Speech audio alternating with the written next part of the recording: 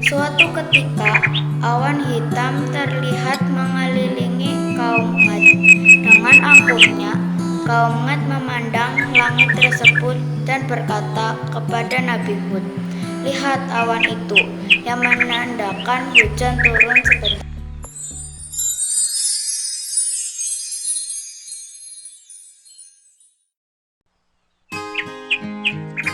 Assalamualaikum warahmatullahi wabarakatuh. Hai teman-teman, bagaimana kabar? Semoga kita semua dalam keadaan sehat. Allahumma amin. Untuk hari ini saya, Rani Ramdhani, akan menyampaikan kisah Nabi Hud alaihi salam.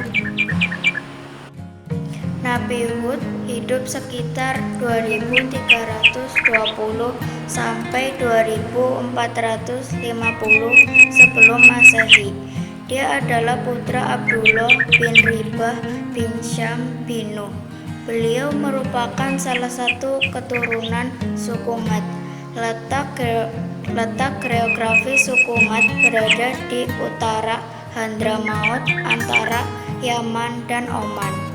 Allah Subhanahu wa Ta'ala berfirman, "Dan ingatlah Hud, saudara kamu Gad, yaitu ketika dia memberi peringatan kepada kaumnya di Al-Ahqaf, Quran Surat Al-Ahqaf ayat 21.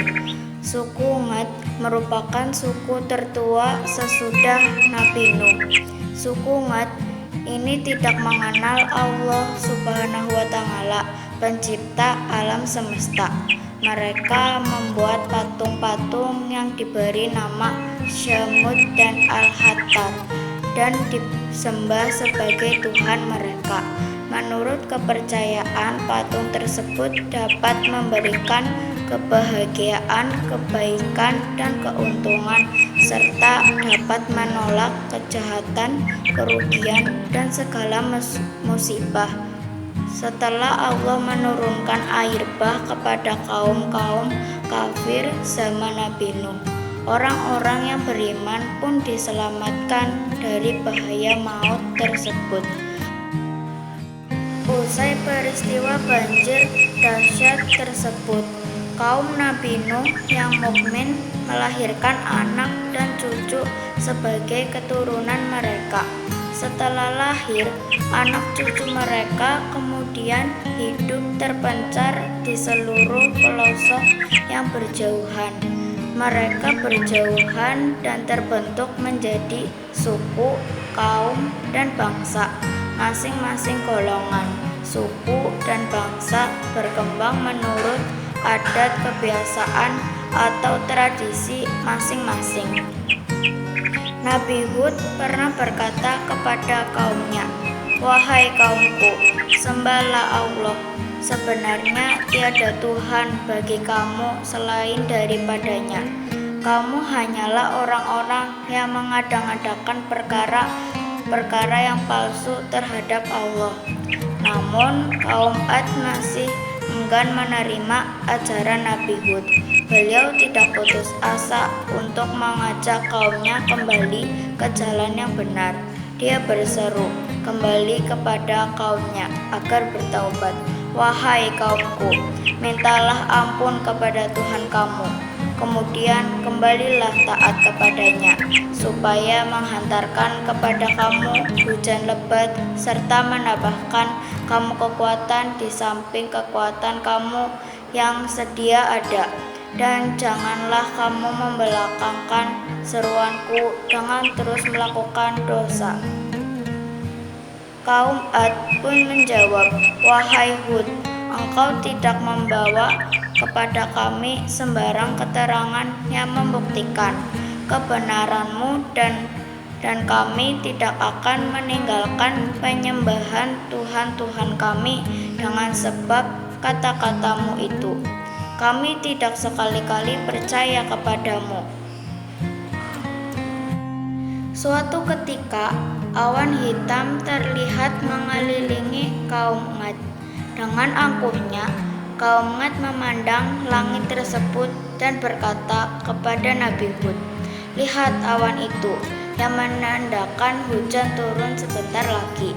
Hujan itu tentu menyirami tanah dan tanaman kita. Binatang ternakan kita sudah tentu dapat minum. Nabi Hud yang mendengar ucapan tersebut membalas dengan berkata, "Itu bukan awan rahmat, tetapi awan yang membawa angin ribut yang membinaskan dan mengalahkan kamu. Angin yang penuh azab, siksaan yang sungguh pedih." Usai Nabi Hud mengucapkan kata-kata tersebut, tiba-tiba muncullah angin yang meniup dengan dahsyatnya. Binatang ternak kaum Ad diterbangkan. Angin ribut tersebut menyambar segala yang ada, termasuk gunung-gunung yang menjadi hancur dan rata. Kaum Ad yang melihat kejadian tersebut langsung takut dan berlarian mencari tempat berlindung dengan bersembunyi di dalam rumah. Selama 7 malam dan 8 hari, angin tersebut tidak berhenti. Mayat-mayat kaum Ad berceceran, ibarat pohon-pohon yang tumbang.